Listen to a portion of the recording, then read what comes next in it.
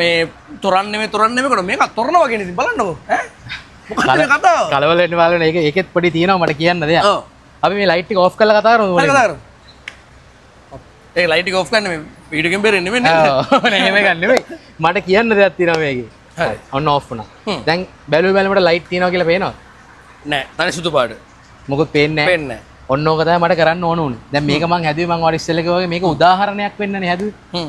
දැන් මේ ලයිට් පේන්න ගැහුවොත් තමයි අපිට ඒ ලයිට් එක පත් වෙනලාට තව වාහනයකින් ලයිට් එක වෙනොත් රිෆ්ලෙක්ට් එකක් වෙන්නේ. තව වාහනයක් වෙන්නේ නැහැ. මේ ලයිට් ගහලා දෙන්නේ යද්දි දාන්න නෙමෙයි. ඔන්න අංක 1. හරි මම මෙතෙන්ට එන්න හිටියේ.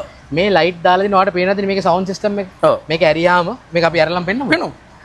අපි මේක ඇරියාම මේ තියෙන්නේ සවුන්ඩ් සිස්ටම්. හරිද?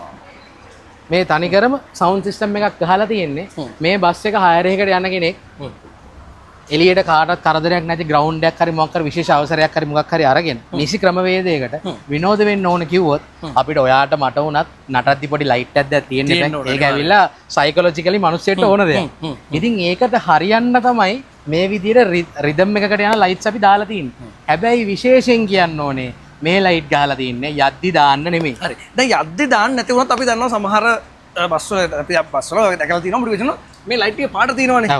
ඒ පාට අඩුම තරමේ පාර වෙන ලයිට් එක වගේ රිෆ්ලෙක්ට් වෙලා මිනිහට වදයක් වෙන්න පුළුවන් නේ. මේක එහෙම වෙන්නේ නැද්ද? ඒක එහෙම වෙන එක තවත් අඩු කරන්න තමයි අපි ලයිට් එක දාලා තිබ්බත් මේක පාරක් අයිනේ දැම්මත් මේකෙන් එන මේ පරාවර්තනයේ රිෆ්ලෙක්ෂන් එක ගොඩාක් දුරට අඩු වෙනවා. මොකද ලයිට් එකේ එළිය විතරයි එන්නේ. අපි මේක ප්‍රෝග්‍රෑම් ලයිට් මේක ආඩියෝනෝ මේක වෙනම කන්සෙප්ට් එක. මේකට ලොකු ගාණක් යනවා.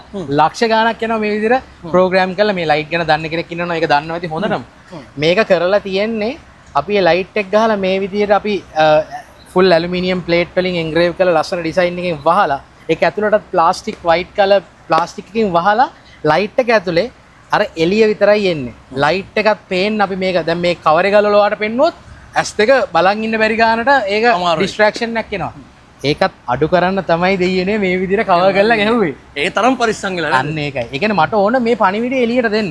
බලධාරීන්ට දෙන්න. මේ බස් එකෙත් මේ ලයිට් එකත් මම යන ගමන් දාන් ගියොත් කෙනෙක්ට ඇහැ යන්න පුළුවන් කරදරයක් වෙන්න පුළුවන්. ඉතින් ඒක තමයි මේක දාන් යන්න නෙමෙයි ගහලා තියෙන්නේ. ඒ කියන්නේ වගකීමෙන් කියනවා දැන් අපි දන්නවා මේක ලංකාව වටාත්වයි ලංකාවම කතා වෙන බස් එකක් වෙලා තියෙන නිසා පාරේ යන අතරතුර කවදාවත් අනුර ඇඩ්වර්ටයිසින් එකේ බස් එක කවදාවත් ලයිට් දාන්න නැහැ නේ. එහෙම දාන් ගියොත් ඒ රියදුරු මහත්තයා ගැනත් මම අනිවාර්යෙන් ඇක්ෂන් එකක් ගන්නවා. මොකද අපි යාලට යද්දි අපි මේ අයිතිකාර මහත්තුරු විදිහට අපි දැනගන්න ඕනේ මේ රියදුරු මහත්මයා ගැනත් අවධානයෙන් ඉන්න. අපි අපේ ජීවිත කීයක මේකක්ද ගන්න. අනිත් එක අපි ලක්ෂ ගාණක් වියදම් කළා මේ වගේ බස් එකක් එළියට දාන්න.